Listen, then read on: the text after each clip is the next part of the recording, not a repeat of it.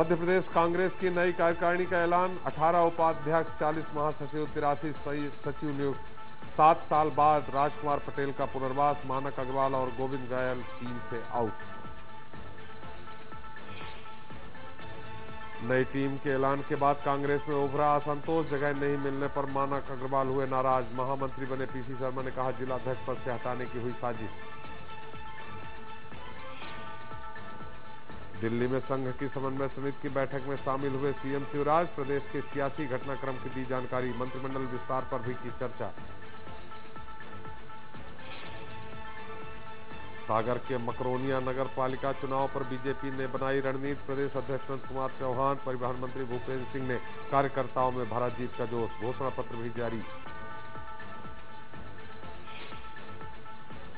कोरबा में सूदखोरी का धंधा करने वाले बीजेपी नेता लोचन प्रसाद राठौर गिरफ्तार। घर से एक्सिस बैंक की पासबुक और 1.5 लाख नकदी जब्त। महंगे दरों पर चलाता था ब्याज का पैसा। रायगढ़ मोनेट स्टील प्लांट के खिलाफ कर्मचारियों का प्रदर्शन। कंपनी पर बयान बदलने के लिए दबाव का आरोप। कल सुरक्षा गार्ड को जिंदा जलाने की गई थी कोशिश। रायपुर में महंगाई के खिलाफ कांग्रेस की हल्ला बोल रैली। 20 सड़क पर कार्यकर्ताओं ने बेची प्याज। केंद्र पर जमकर बरसे नेता।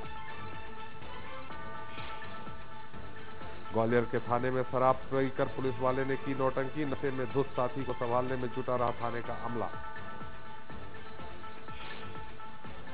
छतरपुर पुलिस का बेरहम चेहरा फिर उजागर। पत्थर मारने के शक में युवक को पहले खदेड़ा, फिर लात घूंसों से जमकर पीटा। और सतना के अमरपाटन में स्कूली छात्राओं ने मनचले को सिखाया सबक। चप्पलों से की जमकर धुनाई।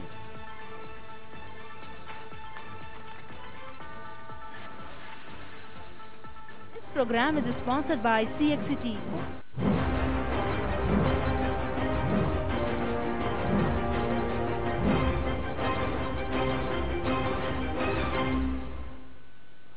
तो शिक्षक बने सौदागर, शिक्षक बाजार नजर आती है।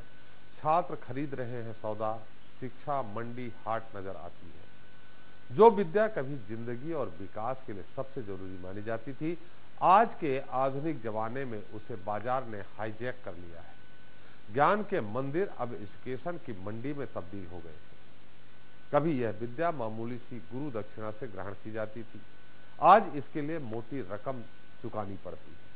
आज के स्कूल शॉपिंग मॉल की शक्ल ले रहे हैं। शिक्षा उपभोग का सामान और स्टूडेंट दुकान के बाहर खड़ा कस्टमर बन गया है। तो गुरु भी शिक्षक के बजाय पेशेवर सर्विस प्रोवाइडर बन गए हैं। लिहाजा शिक्षक और शिष्य के गहरे सम्मान और श्रद्धा के रिश्ते में भी लगातार गिरावट आ रही है। बच्चों के माध्यम से भारत का भविष्य चमकाने की कोशिश में खुद को समर्पित करने वाले गुरु भी गायब हो गए और मंडी बनती शिक्षा के जमाने में शिक्षक दिवस महज रस्म अदायगी बनकर सिमटते जा रहा है।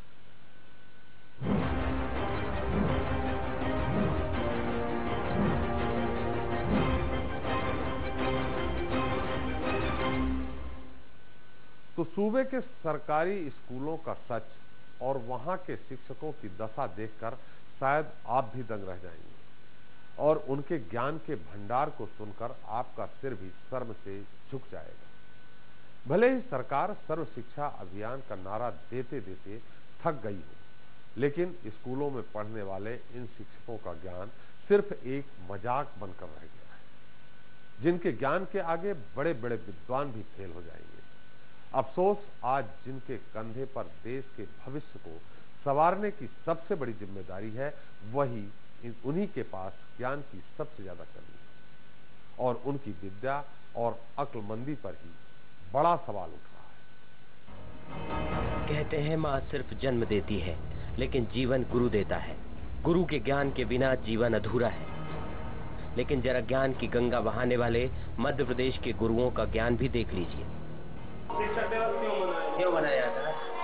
ये है कि आपने जो कट्टरदारी बची थी, राजेंद्र प्रसाद जी का जन्मदिन था।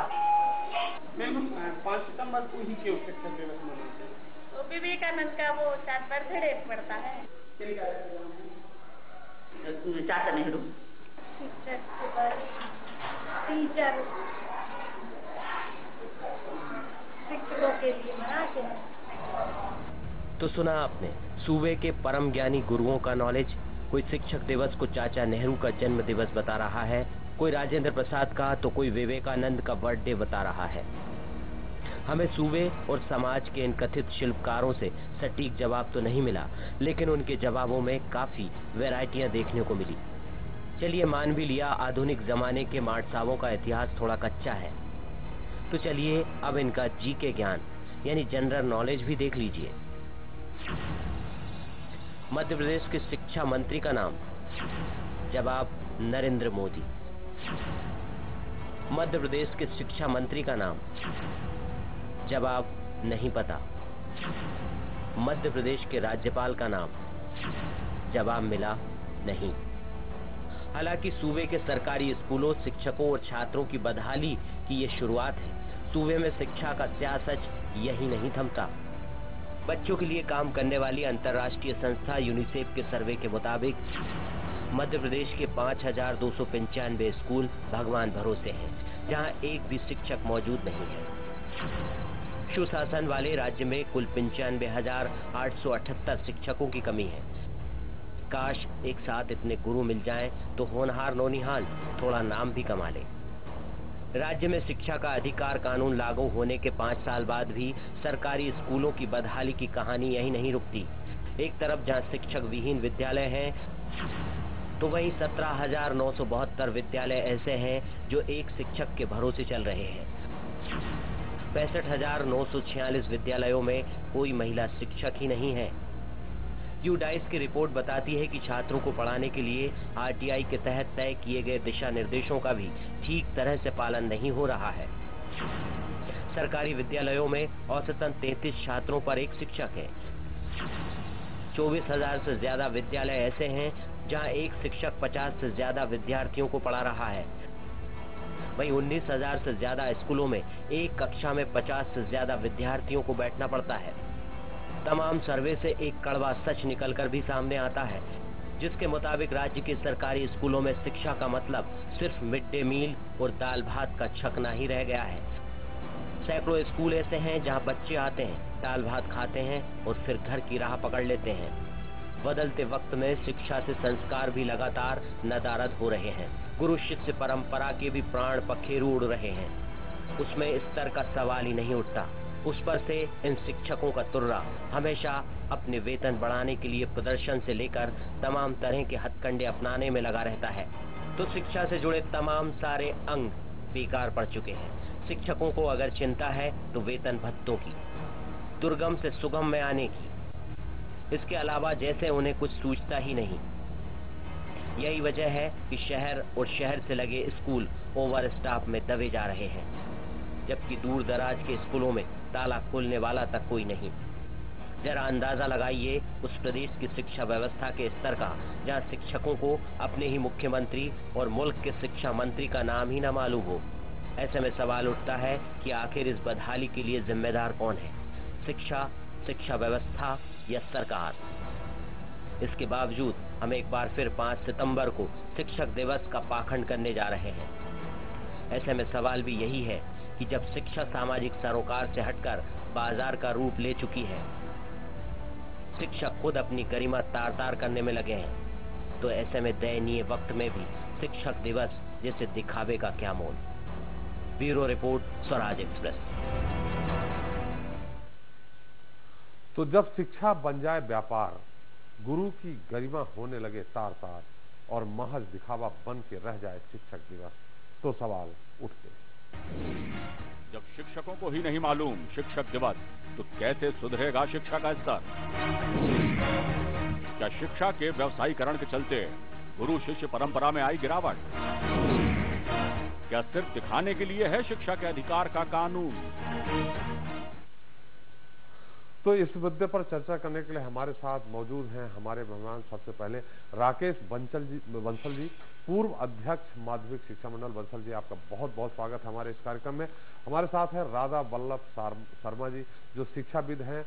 तो आपका भी शर्मा जी बहुत बहुत स्वागत है। हमारे साथ आशुतोष पांडे जी हैं। पांडे जी, आपका बहुत बहुत स्वागत है। ये प्रमुख हैं महामंत्री हैं शिक्षक संघ के, और हमारे साथ हैं स्वराज एक्सप्रेस के सलाहकार संपादक आरपी श्रीवास्तव जी। आप दोनों का भी बहुत बहुत हमारे इस खास कार्यक्रम में स्वागत है। सबसे पहले बंसल साहब, आपको मैंने दिखाया, बहुत बुजुर्ग टीचर भी हैं, यंग टीचर भी हैं, हमारे एक्सप्रेस रिपोर्टर उनके पास पहुंचते हैं, उनसे पूछते हैं कि शिक्षक दिवस क्या है, क्यों मनाते हैं, क्या हुआ था शिक्षक दिवस के दिन। तो आपने खुद उनसे उनके उत्तर सुने, कोई चाचा नेहरू, कोई विवेकानंद की जन्म, इसको आप किस रूप में लेंगे, क्या कहेंगे इसको? देखिए, इसका मेरी समझ में जो आता है मुख्य कारण ये है कि हम अपने शिक्षकों को जिस प्रकार से रिक्रूट करते हैं, जिस प्रकार का उनको प्रशिक्षण देते हैं, उसमें बहुत बड़ी कमियां हैं। उनकी जो भौतिक सुविधाएं हैं, दुनिया के विकसित देशों में शिक्षक को बहुत अच्छे वेतन भत्ते दिए जाते हैं, उसका जीवन स्तर और उसका समाज में उसकी प्रतिष्ठा बहुत अच्छी ऊंची होती है। हमारे यहाँ शिक्षक को एक तरह से दैनिक वेतन भोगी की तरह ट्रीट किया जाता है। हमें आधे से ज़्यादा सरकारी स्कूलों के शिक्षक आज दैनिक वेतन भोगियों की तरह काम करते हैं, तो हम उनसे क्या उम्मीद कर सकते हैं? जो आपने दिखाया, फिर वैसे ही आपको जवाब प्राप्त होंगे। जिस प्रकार की क्वालिटी के ये जो है दैनिक वेतन भोगी नहीं है, ये परमानेंट टीचर है जिनको मैंने आपको दिखाया। आधे टीचर करीब करीब दैनिक वेतन भोगी हैं, आधे आप ठीक कह रहे हैं, परमानेंट भी हैं। नहीं, जो हमने आपको दिखाया ना अभी कैमरे में, जो 4-5 टीचरों को बताया, वो नियमित शिक्षक है। तो इससे ये भी मालूम पड़ता है कि नियमित शिक्षकों के भी जो रिक्रूटमेंट का तरीका है, उसमें कहीं ना कहीं कोई गलतियां हैं कि इस तरह के शिक्षकों को हम रिक्रूट करते हैं जिनका खुद का ज्ञान का स्तर इतना कम है। ये बहुत ही अफसोसजनक है और इसको हमें सुधारने के लिए बहुत गंभीर प्रयास करने पड़ेंगे। मतलब जो भर्ती की जाती है उसमें साफ दिख रहा है कि अप्रोच लगाई जाती है, किसी राजनेता या ब्यूरोक्रेट्स किसी के अप्रोच से ये लोग भर्ती हो जाते हैं, नंबर 1। नंबर 2, जो एक और व्यवस्था, शिक्षक दिवस मनाने निश्चित तौर पे शिक्षकों का बड़ा सम्मान होना चाहिए, वही हमको मार्गदर्शन देते हैं, वही हमारे जीवन को आगे बढ़ाते हैं, अच्छा जीवन शैली देने का वही मार्ग दिखाते हैं। जब स्कूलों में लगभग 1 लाख टीचर, 1 लाख शिक्षकों की कमी हो, ऐसे में कैसे हम कह सकते हैं कि हम केरल की तुलना करेंगे, हम पूरे मध्य प्रदेश को शिक्षित कर देंगे, हमारा हर एक बच्चा पढ़ेगा, कैसे आप मान सकते हैं? बिल्कुल आप ठीक कह रहे हैं। अगर इतनी ज़्यादा कमियां रहेंगी और इतने पद हमारे रिक्त रहेंगे, दूसरी तरफ जैसा आपने बताया अपनी रिपोर्ट में, डॉक्टरों के साथ भी यही होता है। शहरी क्षेत्रों में शिक्षक और विद्यार्थी का अनुपात बहुत डिफरेंट है, ग्रामीण क्षेत्र में बिल्कुल डिफरेंट है। तो डॉक्टरों का भी यही हाल है, सब के सब शहरी क्षेत्रों में ही पोस्टिंग चाहते हैं। तो इसके लिए हमें ये व्यवस्था करनी पड़ेगी कि एक रोस्टर बनाना पड़ेगा कि भाई अगर आपकी 40 साल की नौकरी है तो आप 20 साल ग्रामीण क्षेत्र में रहेंगे, 20 साल शहरी क्षेत्र में रहेंगे, और एक रोस्टर से, जैसे कि इंडस्ट्री में होता है, शिफ्ट होती है कि भाई आपको प्रथम शिफ्ट, फिर दूसरी शिफ्ट और तीसरी शिफ्ट में रोटेशन से जाना पड़ता है। दूसरा तरीका ये हो सकता है कि आप ग्रामीण क्षेत्र के शिक्षकों को उनकी हार्डशिप के लिए किसी तरह का हार्डशिप अलाउंस दें, ताकि वो लोग जो डबल एस्टेब्लिशमेंट उन्हें रखना पड़ता है अपने बाल बच्चों की अच्छी परवरिश के लिए, वो शहरों में एक घर बना के रखते हैं और गांव में अगर आना जाना करते हैं, ग्रामीण दूर दराज के क्षेत्र में रहते हैं, तो उनको एक अलाउंस मिलना चाहिए, special allowance, backward area allowance या रूरल अलाउंस, ताकि वो लोग वहाँ जाएं, अच्छे टीचर भी वहाँ जाएं। और तीसरा बात यह है कि इसमें, जैसा आपने अपनी रिपोर्ट में बताया, भेदभाव और इस तरह के भाई भतीजा के आधार पर या भ्रष्टाचार के आधार पर के पैसे दे के आप अपनी पोस्टिंग अच्छी जगह करा लें, सुविधाजनक, ये सब खत्म करना पड़ेगा, तो ये सब चीज़ें ठीक हो सकती हैं। बिल्कुल बंसल साहब, काश जो आपने सलाह दी है, इस समय जो जिनके हाथ में शिक्षा का सूत्र है, जो मध्य प्रदेश में शिक्षा को बढ़ावा देना चाह रहे हैं, जो सब कुछ जिनके हाथ में है, वो सुन सकते हैं आपकी आवाज़ और आपकी सलाह को मानते हैं। हमारे साथ शिक्षाविद हैं राधावल्लभ शर्मा जी। शर्मा जी, आपको मैंने अभी एक रिपोर्ट दिखाई, ये रिपोर्ट एक अलहदा है। क्या मध्य प्रदेश, आप मानते हैं कि मध्य प्रदेश या पूरे देश में जो शिक्षा का स्तर आज से 20 साल, 25 साल, 30 साल पहले था, जो शिक्षकों का स्तर पहले था, वो स्तर गिर चुका है? और गिरा है तो क्यों गिरा है? देखिए, पूरे समाज में मूल्यों में गिरावट आई है। आज से 40-45 साल पहले जब हम पढ़ते थे तो हमें पढ़ाने वाले शिक्षक एक प्रकार से संकल्पित रूप से विद्यार्थियों को पढ़ाते थे। वो ये तय करके आए थे कि हमें शिक्षक बनना है और हमें बच्चों को भविष्य सुधारना है। मुझे याद है जब गांव में कोई बच्चा नहीं आता था तो हमारे हेडमास्टर साहब कहते थे कि जाओ फलाना क्यों नहीं आया। हम सब बच्चे उसको लेकर के आते थे, उसे पढ़ाते थे, साथ में समझाते थे शिक्षक, उसकी हर समस्या का निराकरण करते थे। आपने जैसा अभी बताया, धीरे धीरे क्या हुआ कि समाज में मूल्यों में गिरावट आई। स्थिति यह हुई कि शिक्षक वृत्तिजीवी हो गया। और मैं, अगर आप अन्यथा ना लें, मुझे याद है एक बार 1967 में मैं पढ़ता था शिवपुरी कॉलेज। माननीय गोविंद नारायण सिंह मुख्यमंत्री थे, तो उन्होंने एक बार एक वक्तव्य दिया था कॉलेज के मंच से कि जिसे पटवारी की नौकरी नहीं मिलती वो शिक्षक बन जाता है। हम लोगों ने बड़ा, मैं उस समय यूनियन में था, हम लोगों ने बड़ा प्रतिवाद किया, एजिटेशन किया उनके खिलाफ। तत्कालीन प्राचार्य ने भी प्रतिरोध किया। लेकिन आज मुझे लगता है कि शिक्षकों की भर्ती की जो पद्धति है वो पारदर्शी नहीं है। अच्छे लोग जो शिक्षा क्षेत्र में आना चाहते हैं उन्हें नहीं लिया जाता। मैंने तो एक बार सुझाव दिया था कि आप ग्रामीण क्षेत्रों का अधिकारियों को सर्वे करना चाहिए। मैं आज आपको बताता हूँ, ग्रामीण क्षेत्र में अभी भी बहुत सारे बेरोजगार नवयुवक हैं। जो आपने जिन शिक्षकों को बताया है, जिनके जनरल नॉलेज पर टिप्पणी की है अभी टीवी ने, उनसे ज़्यादा उनको जानकारी है। अगर हम उनका उपयोग करेंगे तो मुझे लगता है कि वो उस क्षेत्र में रहेंगे भी, गांव में अपने तबादले की मांग भी नहीं करेंगे। अभी क्या होता है कि भोपाल में रहते हैं, उन्हें दौड़ भाग लगी रहती है। जहाँ तक मुझे मालूम है बिल्कुल उनको चिन्हित किया गया और उनको गुरुजी नाम दिया गया, लेकिन उन गुरुजियों के साथ न्याय नहीं हुआ। जो पढ़ाने की बात कही गई, उनको 1000, 1200, 1500 के एक जो दिहाड़ी मजदूर से के भी आधे से आधे है। देखिए उतना पैसा देकर उनको नियुक्त। देखिए ये सही है, जैसा बंसल साहब ने अभी बताया था कि शिक्षकों को जो वृत्ति मिलती है वो चपरासियों से भी कम है। मतलब MA पास, PhD पास। मैंने तमाम विश्वविद्यालयों में भी ये सर्वे किया था। कुछ लैब टेक्नीशियन, लैब अटेंडेंट के लिए भोज विश्वविद्यालय में जगह निकली, तो आपको आश्चर्य होगा त्रिपाठी जी कि M.Tech बच्चे उसमें आए। अनुसूचित जाति जनजाति के बारे में कहते हैं कि साहब उनके लोग नहीं मिलते, उन्हीं के पद थे वो। उसमें BE, M.Tech, ME और PhD वाले बच्चे आए। वो कहते थे साहब हमें विश्वविद्यालय की कहीं नियमित नियुक्ति मिल जाए, हमें आप चपरासी बना दीजिए। तो ये जो अनिश्चित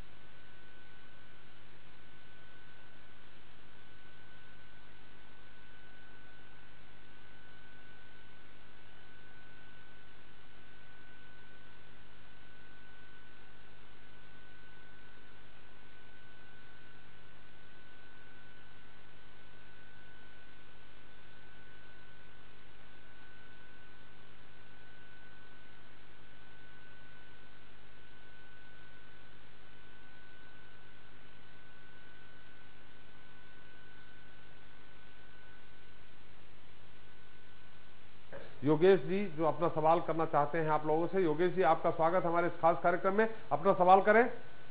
सर, मेरा सवाल ये है सर, इतना सा कहना है मेरा कि जब तक हम शिक्षा नौकरी के लिए शिक्षा ग्रहण करेंगे तब तक ना तो हम सम्मान कर सकेंगे शिक्षकों का, क्योंकि अधिकतर लोग तो पढ़ाई इसलिए करते हैं कि हमें नौकरी मिल जाए। अगर हम ज्ञान प्राप्त करने के लिए शिक्षा प्राप्त करेंगे तो हमें मालूम पड़ेगा कि गुरु ब्रह्मा गुरु विष्णु। मेरा ऐसा ही सवाल है सर। सवाल क्या है, मतलब ये आपकी अपनी राय है, आपका अपना सजेशन है। हम ये गुरु ब्रह्मा गुरु विष्णु हम अपने शिक्षाविद से भी लेंगे, बंसल जी से भी लेंगे, लेकिन हमारे साथ आपका निश्चित योगेश जी आपका जो सवाल है उसका उत्तर मिलेगा। लेकिन हमारे साथ आशुतोष पांडे जी हैं, हम एक सवाल उनसे कर लेते हैं। पांडे जी, जैसे कि ये बात आई जो मैंने रिपोर्ट में भी दिखाई, बंसल साहब ने बोला कि डॉक्टरों के मामले में भी ऐसा है कि शहर और शहर के आसपास की जगहों में शिक्षक ज्यादा तादाद में है। जितनी उनकी पोस्टिंग है, जितनी उनकी संख्या होनी चाहिए उससे कहीं डबल रहती, क्योंकि वो शहर में रहना चाहते हैं।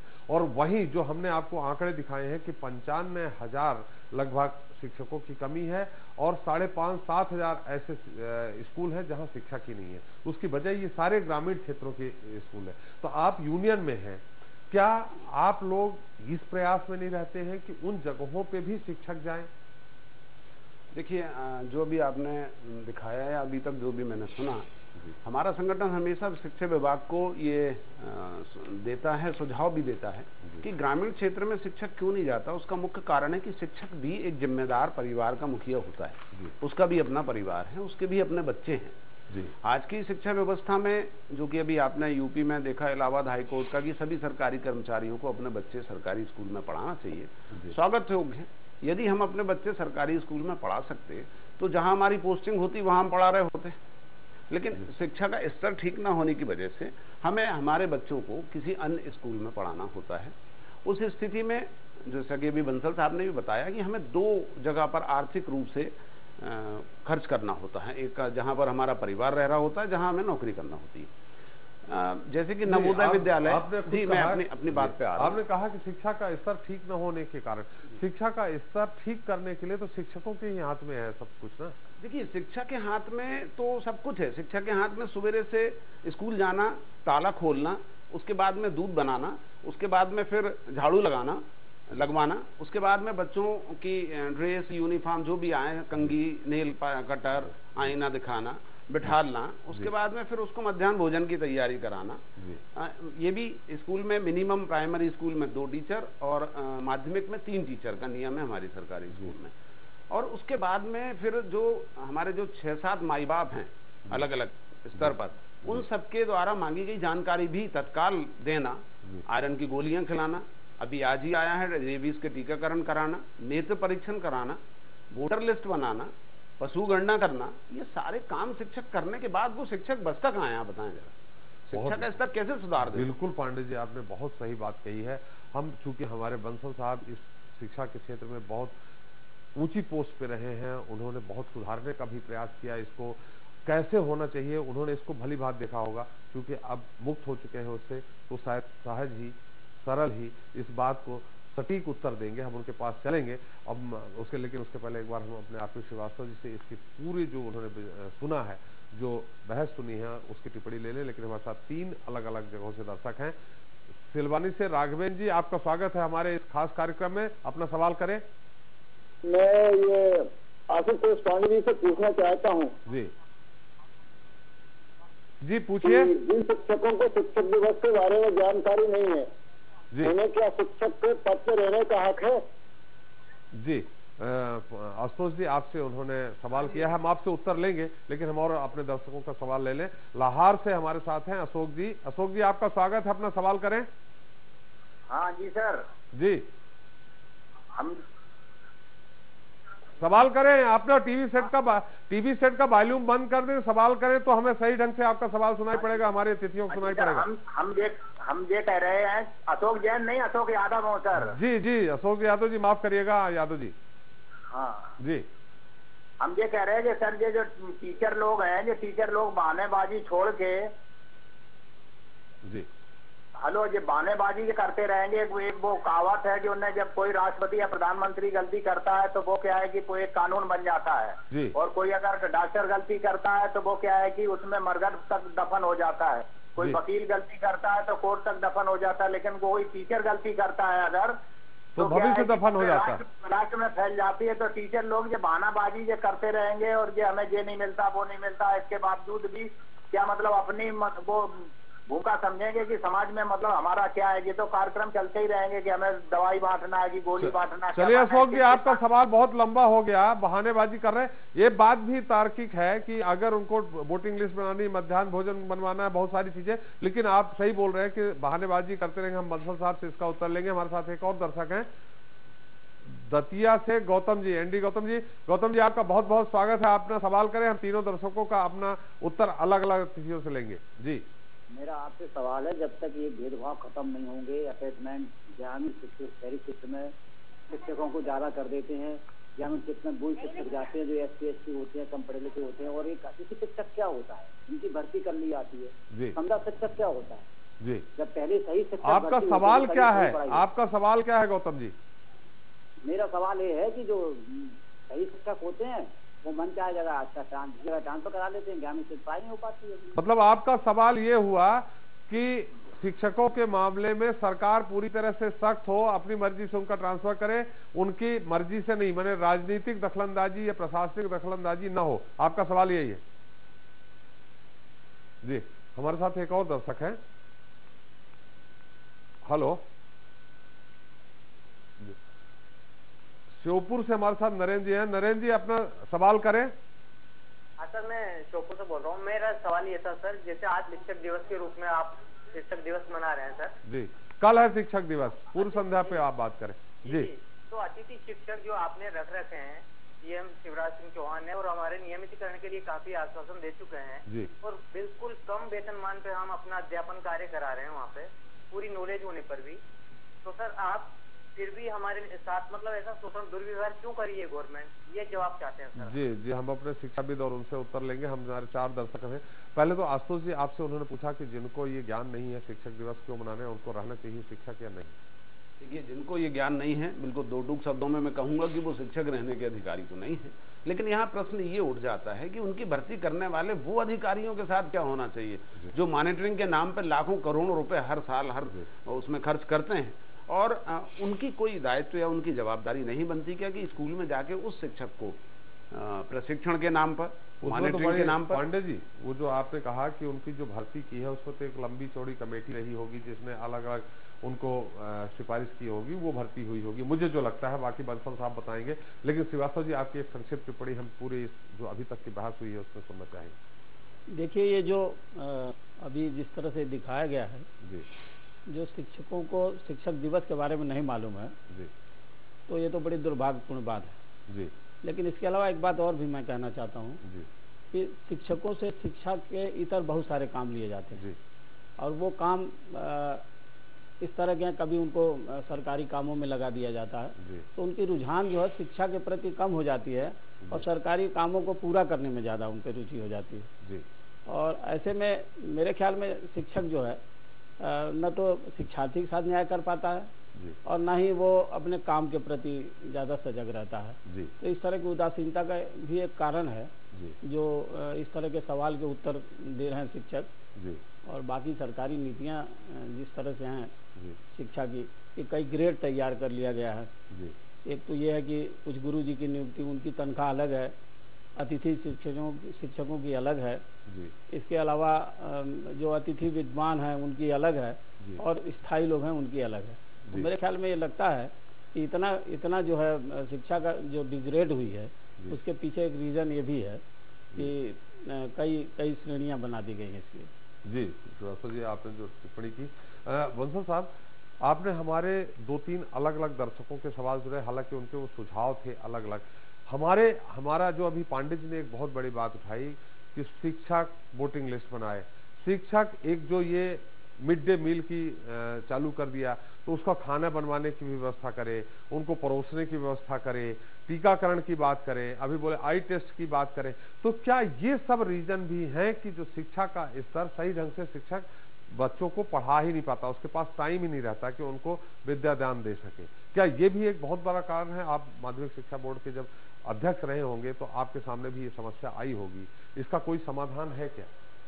निश्चित रूप से मेरे ख्याल से बहुत ही सही बात है जी। अगर एक व्यक्ति को इतनी सारी जिम्मेदारियां अकेले निभाना पड़े तो वो किसी के साथ भी न्याय नहीं कर सकता जी। और मैं खुद सरकारी स्कूल में पढ़ा हूँ, मुझे तो बिल्कुल याद नहीं है कि शिक्षकों को इतने सारे काम करने पड़ते थे जिसका शिक्षा से कोई सीधा या परोक्ष रूप से लेना देना नहीं है जी। इसके लिए हमें चाहिए कि हम अगर गरीब लोगों को भोजन देना चाहते हैं तो भाई उनको उनके घर पर भोजन पहुंचा दिया जाए, जो भी कुछ सब्सिडी है डायरेक्ट पहुंचा दी जाए। अनाज आप जैसे कर रहे हैं, आप 1 रुपए किलो चावल दे रहे हैं, 1 रुपए किलो गेहूं दे रहे हैं, अपने घर से खा पी के आए भाई। वो अगर गुरुजी का उतना समय जरा से कमरे में आग जला के खाना पका के खाना खिलाना, झूठे बर्तन हटवाना, फिर साफ सफाई करना, और फिर तमाम तरह तरह के चुनाव होते रहते हैं इस देश में, कभी हर साल दो तरह के चुनाव होते हैं, local bodies, cooperative societies,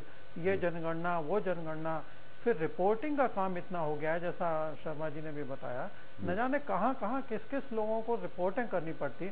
25% time तो बेचारा उसका उसी में चला जाता है। डॉक्टर का भी यही हो गया है, थानेदार का भी आधे टाइम वो अपना रोजनामचे बनाना और इधर उधर न जाने कहाँ रिपोर्ट, ह्यूमन राइट्स कमीशन, फलाना ढिकाना, RTI, तो ये सारे इतने गोरख धंधे फैला दिए हैं सरकार ने कि रचनात्मक काम आज सिर्फ शिक्षक ही नहीं, कोई भी नहीं कर पा रहा है। आधा टाइम सिर्फ कागजी हो रहा है, रिपोर्टें करते रहो 50 तरह के लोगों को ऊपर और नीचे, और मॉनिटरिंग के नाम पर तमाम तरह के अधिकारी और कर्मचारी पहुंच जाते हैं और उनका पूरा टाइम वेस्ट होता है। तो ये सब हमें बंद करना पड़ेगा, और जब तक ये बंद नहीं होगा तब तक ये सब चलता रहेगा, स्तर और गिरता जाएगा। बिल्कुल गिरता रहेगा। बिल्कुल। हम शिक्षाविद हैं हमारे साथ शर्मा जी, हम उनके पास चलेंगे, लेकिन उसके पहले हमारे कुछ और दर्शक हैं हमारे साथ जी, राजगढ़ से हैं हमारे साथ हैं मनोज जी। मनोज जी, आपका स्वागत है हमारे इस खास कार्यक्रम में, अपना सवाल करें। जी, आप टीवी सेट का वॉल्यूम बंद कर दें मनोज जी, फिर सवाल करें। हम ये चाहते हैं कि मतलब शिक्षा का स्तर सुधारा जाए, तो टीवी सेट का वॉल्यूम बंद कर दें मनोज जी, फिर सवाल करें। जी सर। हाँ, हेलो, आवाज आ रही है? जी जी। तो हम ये कह रहे हैं कि मतलब रखी जाए। आपकी आवाज नहीं आ पा रही, आपने टीवी सेट का वॉल्यूम भी नहीं बंद किया, माफ करिएगा। हमारे साथ और दूसरे दर्शक हैं, बैकुंठपुर से हमारे साथ दर्शक है महमूद जी, अपना सवाल करें। हमारे आपसे अनुरोध है टीवी सेट का वॉल्यूम बंद कर दें, फिर सवाल करें। लगता है बैकुंठपुर से हमारा महमूद जी से संपर्क नहीं हो पाया। हमारे साथ शिवपुरी से एक और दर्शक हैं, सरवन लाल जी, आपका स्वागत हमारे इस खास कार्यक्रम में, अपना सवाल करें। हाँ, नमस्कार साहब जी। मेरा सवाल इतना सा है कि मेरा नमस्कार साहब, मेरा सवाल ये है कि शिक्षकों को जब स्कूल पर पहुंचते हैं, यदि उनको मध्याह्न भोजन खिलाने में और वोटर लिस्ट बनाने में ही समय बर्बाद कर देंगे तो पढ़ाएंगे कब? भाई वही मुद्दा यही था। अभी हमारे बंसल साहब ने इसका उत्तर दिया कि नहीं होना चाहिए, लेकिन इसका समाधान कैसे हो, इसमें पूरी सरकार जिनके हाथ में शिक्षा की व्यवस्था दी गई है उनको सोचने की जरूरत है। हम तो सिर्फ उनको एक संदेश दे सकते हैं। हमारे साथ सागर से एक और दर्शक हैं, छतरपुर से, माफ करिएगा, छतरपुर से एक और दर्शक हैं, रज्जब अली जी। रज्जब जी, आपका स्वागत है अपना इस कार्यक्रम में, अपना सवाल करें। जी भाई साहब, नमस्कार। जी नमस्कार रजत जी, अपना सवाल करें। हाँ जी, मैं ये कहना चाहता हूँ कि मेरे दमान राजगढ़ जिले में चाटू खेड़ा संकुल में जी वाई हेड़ा स्कूल में टीचर हैं जी। हमारी बच्ची की शादी उनसे 7 साल पहले हुई थी। आप सवाल क्या है, आप ये जानकारी रजत जी माफ करिएगा ना दे, सवाल अपना करें। तो उन्होंने वहाँ पर दूसरी औरत को रख लिया है, ऐसे शिक्षक के बारे में हम क्या करें? बिल्कुल बिल्कुल, हमारे साथ शिक्षाविद भी हैं हम। निश्चित आपने ये बहुत अच्छा काम किया, आपने संदेश दिया पूरे मध्य प्रदेश में। उनका आपने फिर से एक बार नाम बताइए, उनका कहाँ है वो? तस्लीम आरिफ जी, साधु खेड़ा संकुल में जी, वाई हेड़ा स्कूल में शिक्षक हैं जी। इन्होंने वहाँ पर दूसरी औरत को रख लिया है जी, और हमारी बच्चियों को नेगलेक्ट कर रहे हैं। ऐसे शिक्षक के बारे में हम क्या कहें? चलिए, इस शिक्षक के बारे में क्या कहेंगे हम अपने शिक्षाविद से लेंगे, लेकिन आपने इस खास कार्यक्रम, हमारे जो जनता मांगे जवाब है स्वराज एक्सप्रेस का, इसके माध्यम से आपने उनको संदेश पहुंचाया। कम से कम उनको सामाजिक रूप से जरूर उनको घात लगा होगा, उनकी प्रतिष्ठा पे जरूर कहीं न कहीं डेंट लगा होगा। निश्चित तौर पे आपने सवाल किया, हम अपने शर्मा जी से पूछेंगे, लेकिन हमारे साथ एक और दर्शक हैं छिंदवाड़ा से, भूपेंद्र जी, आपका स्वागत है इस खास कार्यक्रम में, अपना सवाल करें, संक्षेप में सवाल करें। जी नमस्कार, मेरा एक सीधा सवाल है सर। जो आज प्रदेश में बहुत सारे प्राइवेट स्कूल खुले हुए हैं जी, उसमें 1500 रुपए में टीचर बहुत अच्छी शिक्षा देता है और बच्चों को अच्छी अच्छी सीख मिलती है जी, और गवर्नमेंट के उसी हॉस्पिटल, उसी स्कूल में 15,000 पेमेंट देने के बाद भी वो बच्चों को नहीं पढ़ा रहा है जी। मेरा मानना है सीधा सीधा कि जहाँ तक गवर्नमेंट टीचरों को एक बात सोचता है कि मुझे तो पेमेंट मिलनी है जी, मैं पढ़ाऊं या ना नहीं, आपने सवाल कर लिया है, अब आपका मानना है ये नहीं बताइए। सवाल आपका हो गया। हमारे साथ शिक्षाविद हैं, हमारे पास और अतिथि हैं, आशुतोष जी हैं जो शिक्षक संघ के प्रदेश के महासचिव, उनसे उत्तर लेंगे। शर्मा जी, आपने 2 सवाल सुने। एक तो निश्चित तौर पे वो बहुत दूर हैं, उन्होंने एक सामाजिक प्रतिष्ठा के तहत उन्होंने जो सवाल किया है तो उनकी कहीं न कहीं प्रतिष्ठा धूमिल होगी, जो भी उनके दामाद हैं, एक मैसेज चला गया।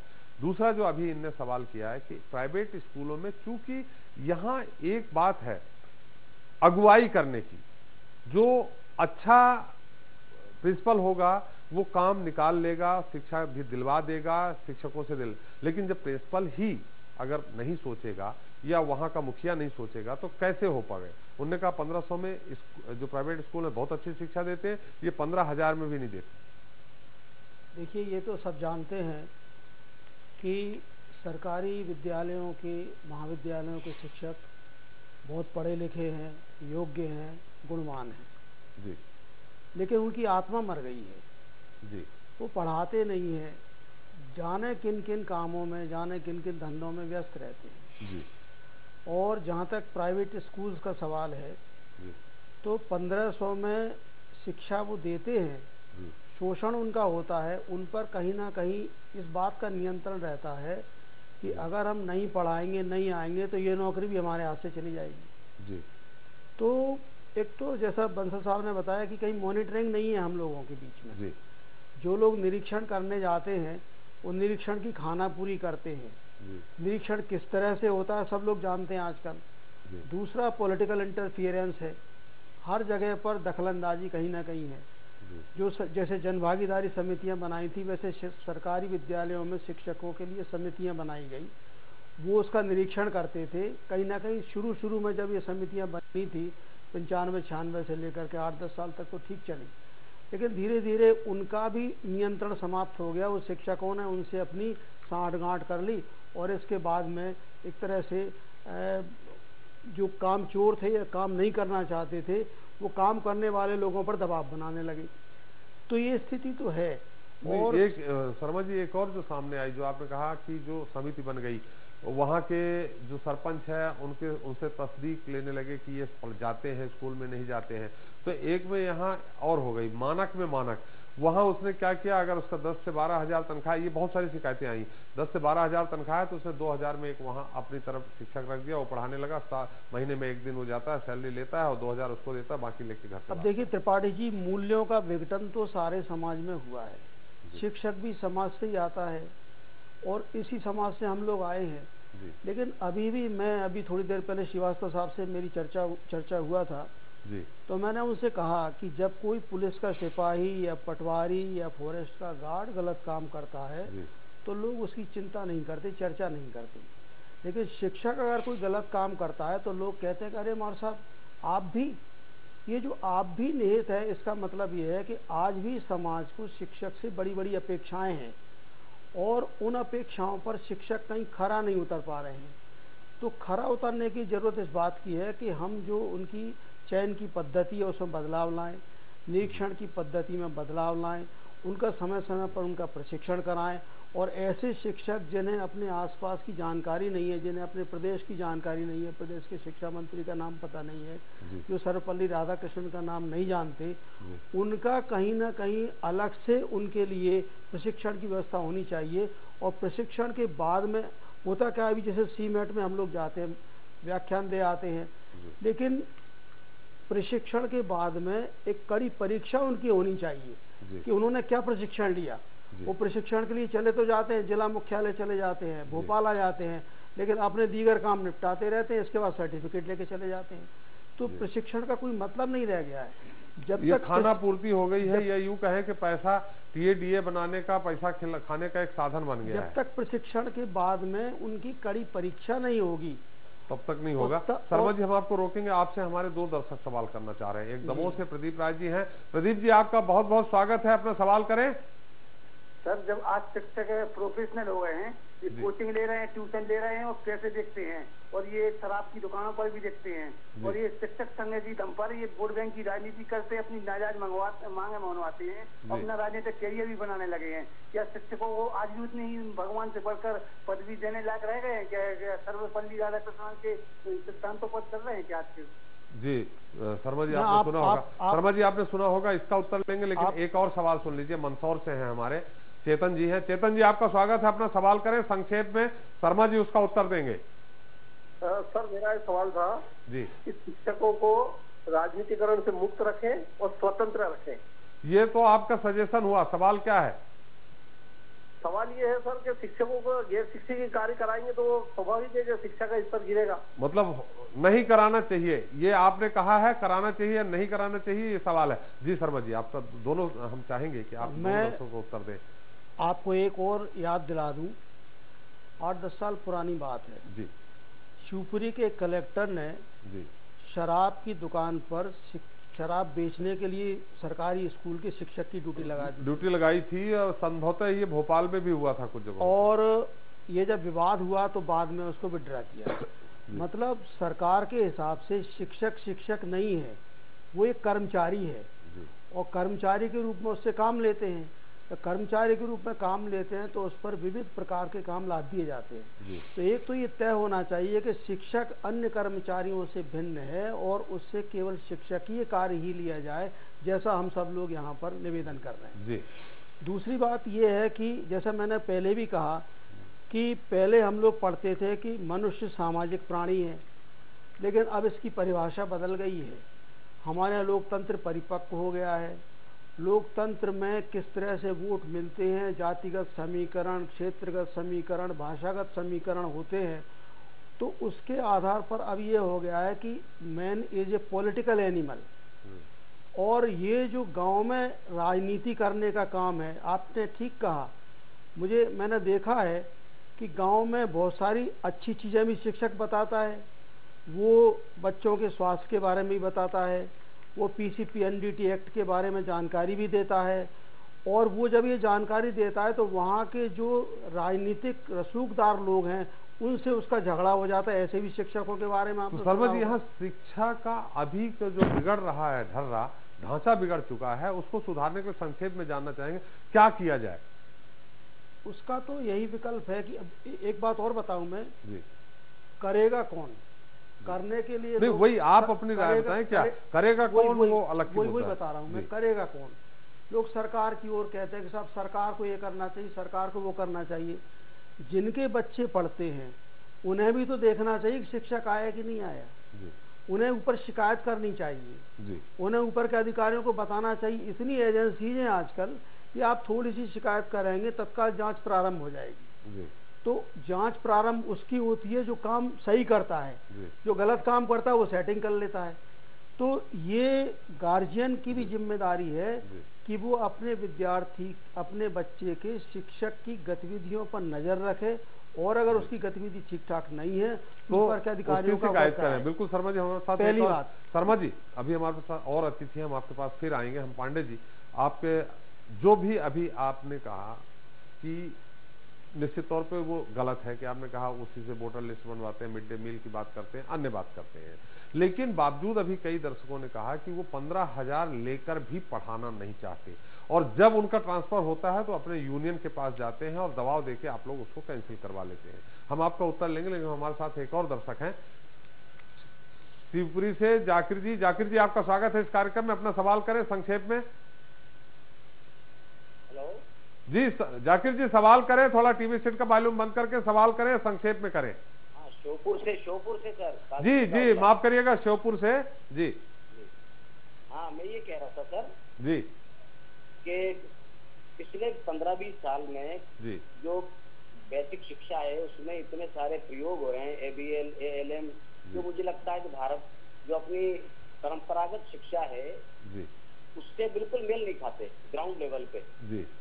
ABL हो चाहे LM हो या बंसल साहब, आप इस सवाल को सुन लीजिएगा, हम आपसे उत्तर लेंगे जी। ऑपरेशन ब्लैक बोर्ड हो, कई जो है प्रयोग हुए और वो असफल हुए जी। इसकी जगह जो है भारत की जो परंपरागत शिक्षा जो हम देते आए हैं उसमें सुधार की आवश्यकता है जी। सवाल क्या है आपका? सवाल यही है कि ये बहस हो रही है कि शिक्षा नहीं पढ़ा, शिक्षक नहीं पढ़ा रहे, शिक्षा का स्तर गिर रहा है, जो भी बहस चल रही है जी।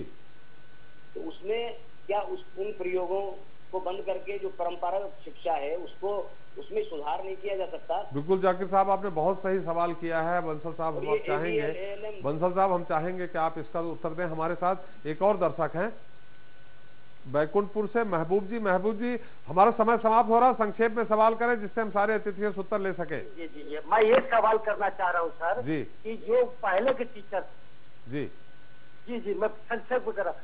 मेरा ये सवाल है कि टीचरों का भी एक यूनिफॉर्म कर दीजिए। पहले के समय में टीचर धोती कुर्ता पजामा कुर्ता पहन के सबसे जाते थे, तो समाज में उनको अच्छे सब दृष्टि से देखते थे। आज के जो टीचर है उनका जीन्स पैंट टी शर्ट ये देखकर बच्चों पे गलत प्रभाव पड़ रहा है। मेरा अनुरोध है शिक्षावादियों से कि टीचरों के लिए एक यूनिफॉर्म किया जाए। निश्चित आपका सवाल आ गया है, टीचरों के लिए यूनिफॉर्म हो। हमारे साथ आगर मालवा से एक और दर्शक है, हम 3 दर्शकों का उत्तर एक साथ अपने अतिथियों से लेंगे।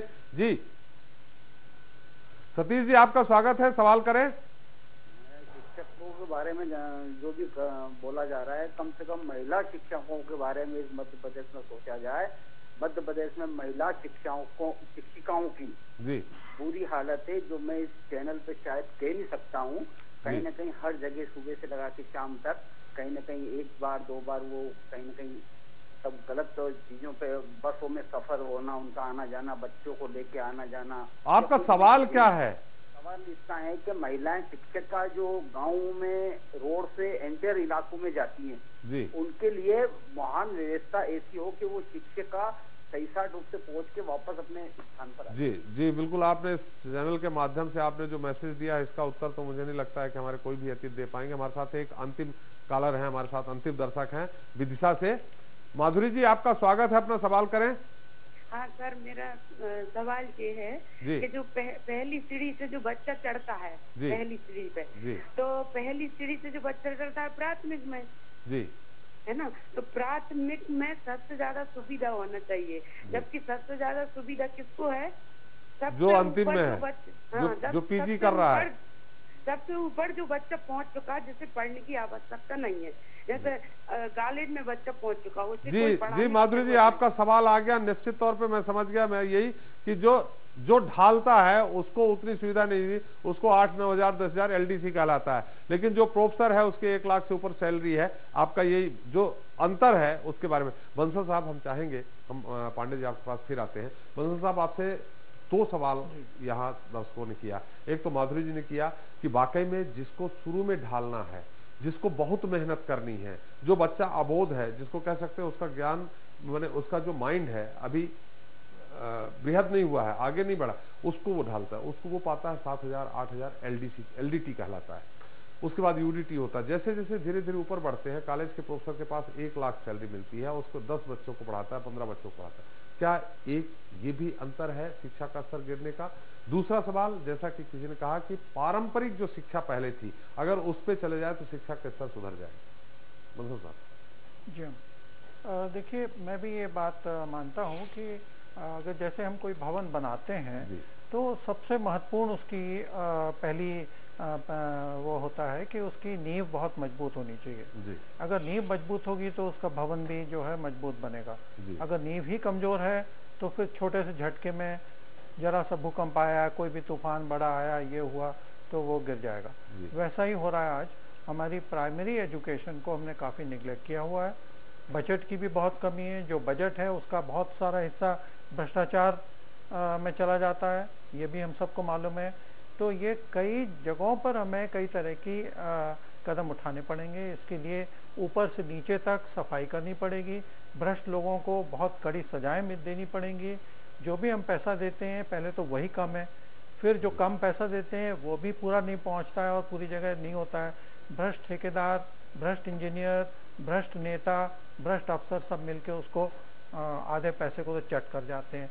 तो जो हमारे स्कूलों की दशा है इसे भी सुधारना पड़ेगी। हमारे रिक्रूटमेंट के प्रोसीजर को चेंज करना पड़ेगा। जिला स्तर पर ही सारा रिक्रूटमेंट होना चाहिए प्राइमरी स्कूल का, ये ताकि शिक्षा मंत्री तक और DPI तक और शिक्षा सचिव तक इनकी ट्रांसफर पोस्टिंग की फाइलें जानने की जरूरत क्या होनी चाहिए। उनका काडर ही डिस्ट्रिक्ट बेस्ड होना चाहिए। और उसके बाद में जो ऊपर के टीचर हैं, मिडिल स्कूल के टीचर का ज़्यादा से ज़्यादा संभाग स्तरीय काडर रखिए ताकि वो पूरी जिंदगी एक उज्जैन संभाग में ही रहें। उज्जैन से देवास, मंदसौर, रतलाम जो भी संभाग के जिले वहीं उनको रिक्रूटमेंट के समय ही मालूम है कि भाई मेरे को पूरी अपनी जिंदगी इस संभाग में काटनी है। और उसके बाद हायर सेकेंडरी लेवल पर आप ज़्यादा से ज़्यादा एक राज्य स्तरीय काडर बना सकते हैं। लेकिन हर टीचर की, छोटे से छोटे व्यक्ति की आज फाइल जो है चलती है और वल्लभ भवन तक पहुंचती है। ये बड़े शर्म की बात है और इसकी वजह से ही भ्रष्टाचार बढ़ता है। जब तक आप डिसेंट्रलाइजेशन नहीं करेंगे, शिक्षक को लोकल लेवल पर उसको जड़ों से नहीं जोड़ेंगे, कम्युनिटी को, विलेज कम्युनिटी का इन्वॉल्वमेंट होना चाहिए उसमें कि वो टीचर का रिक्रूटमेंट करे, ताकि जैसा कि हमारे एक साथी ने कहा कि वो भाई ट्रांसफ़र के लिए काहे को जुगाड़ लगाएगा। अगर उसको मालूम है कि वो लोकल रहने वाला है तो कहाँ भाग के जाएगा जी। और लोकल टीचर होगा तो उसे शर्म भी आएगी समाज की कि वो अगर घोटाला करता है तो लोग उसको जूते मारेंगे, उसको नौकरी से निकालेंगे। तो ये चीज़ें हमको समझनी पड़ेंगी और ये तभी हम समझ पाएंगे जब ऊपर बैठे हुए भ्रष्टाचारी लोग जो टीचर्स के रिक्रूटमेंट में पैसा खाते हैं, फिर उनके ट्रांसफ़र पोस्टिंग में पैसा खाते हैं, उन सबको हटाना पड़ेगा। अब हमें मालूम है, अब मैं क्या बताऊं आपको, टीवी पर बताना ठीक नहीं लगता है, लेकिन अब सबको ही जब मालूम है तो मैं बता भी देता हूं। आज हमें मालूम है कि किस तरह के लोग एमएलए का चुनाव लड़ते हैं और किस तरह कितने करोड़ों रुपए खर्च करके जो आदमी एमएलए बनता है उससे आप उम्मीद करते हैं कि वो समाज की सेवा करेगा। तो आप इस सब को ठीक करना पड़ेगा। जब ऐसे व्यक्ति वहां जाके विधानसभा में तो छोड़िए, आप मंडियों के चुनाव में लोग 1-1 करोड़ रुपए खर्च करने लगे हैं जी। सरपंच के चुनाव में होने लगा, सरपंच के चुनाव में लाखों रुपए खर्च होते हैं, तो उनसे आप क्या उम्मीद करिए। बिल्कुल सही कहा। लेकिन एक संक्षेप में जानना चाहेंगे, उन्होंने कहा कि क्या पारंपरिक जो शिक्षा थी, जो पहले के गुरुजी थे, एक यूनिफॉर्म की बात की, इसमें क्या होना चाहिए। देखिए, पारंपरिक शिक्षा का मतलब ये था कि एक स्थानीय कोई भी ज्ञानवान व्यक्ति, चरित्रवान व्यक्ति गुरु बनता था और उसके गुरुकुल में रेजिडेंशियल स्कूल होते थे जी। गुरुकुल में जैसे भगवान कृष्ण भी सांदीपनी आश्रम में जाके अपने मथुरा से, वृंदावन से, जहाँ से भी उज्जैन में आके उन्होंने शिक्षा प्राप्त की, इस तरह से अलग अलग गुरुकुल थे और वहाँ पर जाके विद्वजन जो है, चरित्रवान जो है लोग, वो शिक्षा देते थे और उन बच्चों से बहुत सारे सामाजिक और इस तरह से काम भी कराते थे ताकि उनमें एक सामाजिक चेतना का भाव भी आए, त्याग, अनुशासन। तो ये एक तरीका पूछा कि पहले जैसी शिक्षा हो तो शायद स्तर सुधर जाए, क्या ऐसा हो सकता है क्या। देखिए, कोशिश तो हो रही है इसमें, बहुत से हमने रेजिडेंशियल स्कूल बनाए हैं, लेकिन वहाँ भी यही सब चीज़ें हैं जिनकी हम बात कर रहे हैं पिछले 1 घंटे से। तो वो अगर ठीक कर दी जाए तो डेफिनेटली कम से कम ऐसे बच्चे जो मतलब ग्रामीण आर्थिक रूप से पिछड़े और कमज़ोर तबके के बच्चे हैं, उनको एक रेजिडेंशियल स्कूल अगर मिलता है, आश्रम स्कूल जिसे कहते हैं, तो इसमें काफ़ी उससे फ़ायदा हो सकता है। लेकिन आश्रमों के संचालन में भी अगर यही सब चीज़ें होंगी जो हम बात कर रहे हैं तो फिर वहाँ भी कोई सुधार नहीं होने वाला है। जी बिल्कुल सही। पांडे जी, आपसे सवाल हुआ था कि टीचरों में जरूरत क्या है यूनियन की, शिक्षक कांग्रेस, शिक्षक भाजपा, शिक्षा की है या सिर्फ ट्रांसफर करने के लिए होता है। देखिए, यूनियन केवल ट्रांसफर का कोई काम नहीं करती, ये तो खैर जहां से भी जिन्होंने प्रश्न किया है उनकी ज्ञान थोड़ा कम है। यूनियन का मुख्य रूप से यूनियन इसलिए है कि लोकतांत्रिक देश में हमें भी अपनी बात कहने का अवसर होना चाहिए। हर स्तर पे कोई ना कोई अपनी बात तो कहेगा। शिक्षकों के साथ जो अन्य काम होते हैं, यूनियन मुख्य रूप से फोकस करती हैं कि शिक्षकों से केवल शिक्षा का कार्य लिया जाए। ये जो बेकार के काम किए जाते हैं जिसके एवज में शिक्षक मक्कारी करने पे उतर आता है और वो बहाने ढूंढता है 10, इन सारे कामों को आप बंद कर दीजिए, उससे केवल पढ़ाने दीजिए। जैसे कि मैं भी सरकारी स्कूल में पढ़ा हूं और मेरे समय के शिक्षक पढ़ाया करते थे। उसके बाद यदि वो गलती करता है तो आप उस पर कार्रवाई कीजिए, उसे निलंबित कीजिए, उसे टर्मिनेट कीजिए, लेकिन पढ़ाने दीजिए केवल। हमारे समय में शिक्षक केवल पढ़ाता था। आज की डेट में शिक्षक जो पहला दिन होता है स्कूल चले अभियान के दिन, उस दिन बच्चे आते हैं, बच्चे को माला पहनाता है, उसकी आरती उतारता है, जैसे बड़ा उसने कुछ बहुत अच्छा काम कर दिया हो हमारे लिए। अरे भाई, वो पढ़ने आया है, अपनी शिक्षा के लिए आया, एहसान करने नहीं आया किसी के ऊपर। तो शिक्षा को शिक्षक तो माने, शिक्षक को आप आज उसे कर्मी मानते हैं, उसे आज वोटर वाला मानते हैं। हम घर घर जाते हैं, लोगों को यही समझ में नहीं आता ये मास्टर साहब हैं। ये मांग आपने अपने संघ के माध्यम से उठाई क्या हम वोटिंग लिस्ट नहीं बनाएंगे, जैसा कि शर्मा जी ने एक बहुत बड़ी बात कही, हमें भी वो याद है कि शिक्षकों की ड्यूटी शराब की दुकान में लगा दी गई। उस दिन शायद सरकारी कोटे के अनुसार शराब बेची जानी थी। तो आप लोगों ने कभी मांग उठाई क्या। हर बार मांग उठाते हैं। भी परसों ही हमारे संगठन का धरना था, सरकार ने आदेश भी निकाले हैं। इवन की कोर्ट ने भी बोला है कि शिक्षकों से गैर शिक्षकी कार्य ना लिए जाएं। केवल चुनाव, चूंकि राष्ट्रीय हित का कार्य है इसलिए चुनाव के लिए हम फिर भी मना नहीं करते। लेकिन आजकल हमने कहा ना 6-7 माई बाप हैं, हमारा जो जिला शिक्षा अधिकारी है वो बड़ा बाबू, हर काम कलेक्टर के साइन से होने लगे हैं, क्योंकि उन्हें पता है कि कलेक्टर साहब ने सस्पेंड कर दिया तो बेचारा घूमता रहेगा। तो हर कागज कलेक्टर के माध्यम से आता है और वो काम हमें करना होता है। अभी ताजा स्थिति में 20,000 शिक्षक तो केवल जाति प्रमाण पत्र ना बन पाने के कारण, समग्र आईडी में नंबर ना जुड़वाने के कारण सस्पेंड है। अब बताइए, समग्र आईडी नगर निगम का काम है, उसमें शिक्षक सस्पेंड। जाति प्रमाण पत्र बनाने का काम तहसीलदार स्तर पर होता है, उसमें शिक्षक सस्पेंड। तो आखिर ये सरकार चाहती क्या है? वाकई में पांडे जी बहुत बड़ी विडंबना है ये।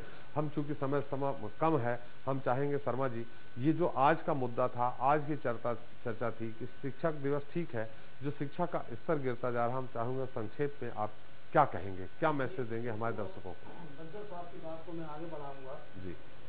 जो परंपरागत शिक्षा की बात हुई थी जी, आपको याद होगा, आप जानते होंगे जी, अमेरिका में भी ये दिक्कत है।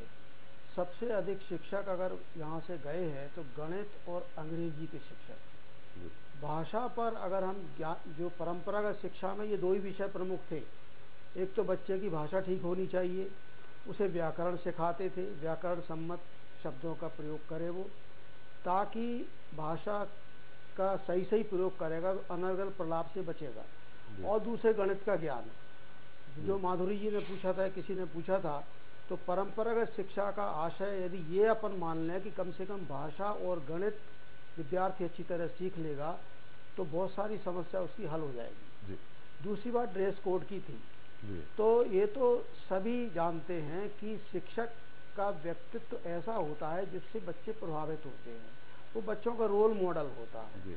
और रोल मॉडल को कभी भी इनफॉर्मल ड्रेस नहीं पहननी चाहिए, फॉर्मल ड्रेस पहन के जाना चाहिए। हमने कई बार कहा, हमने प्रयास किया कॉलेजेस में भी शिक्षकों के लिए कि भाई आप जो ड्रेस पहन कर आ रहे हैं कम से कम ऐसी सौम्य परिधान में आइए ताकि बच्चों पर आपका असर हो और आपसे प्रभावित हो। बहुत सारे बच्चे शिक्षकों की बोलने की नकल करते हैं, चलने की नकल करते हैं, बातचीत की शैली की नकल करते हैं। आप याद करिए अपने विद्यार्थी जीवन को, निश्चित रूप से कहीं ना कहीं कोई ना कोई शिक्षक आपका रोल मॉडल रहा होगा। ऐसी भयावह स्थिति भी नहीं है कि बिल्कुल ही शिक्षा का स्तर असतल में चला गया है। इसी शिक्षा पद्धति के बीच में से अच्छे विद्यार्थी भी निकल रहे हैं, शिक्षा के क्षेत्र में अपने परचम लहरा रहे हैं। शर्मा जी, जो एक पहले एक टानिक दी जाती थी बच्चों को, टानिक आप समझ गए होंगे, राम सड़ाका चलता था, जब नहीं पढ़ते थे तो वो भी होता था।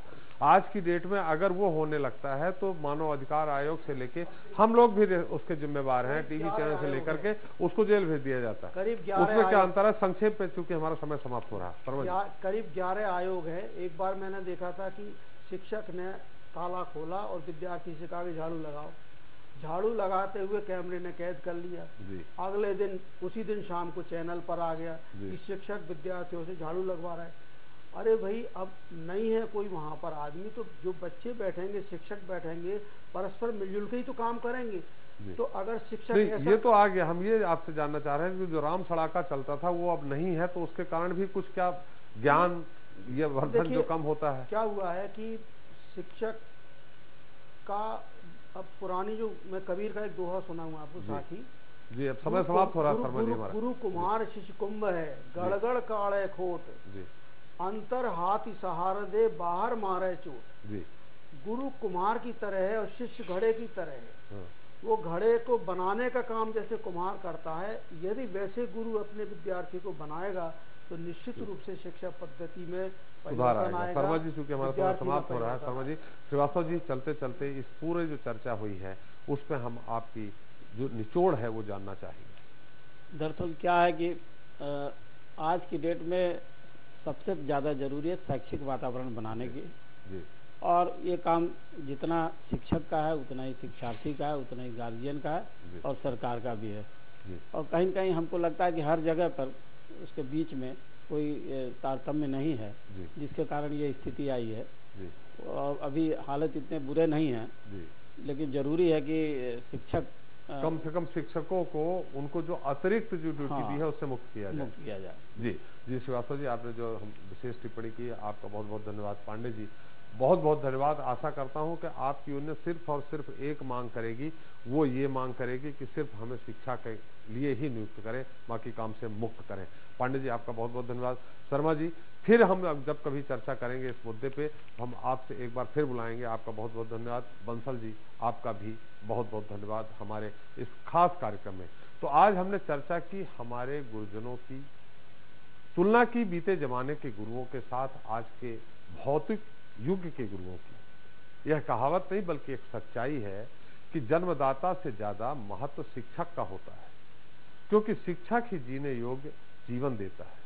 हम अपने माता पिता के ऋणी हैं, उनका कर्ज उतार पाने की कुवत किसी माई के लाल में नहीं है, मगर अच्छा जीवन जीने के लिए उस व्यक्तित्व के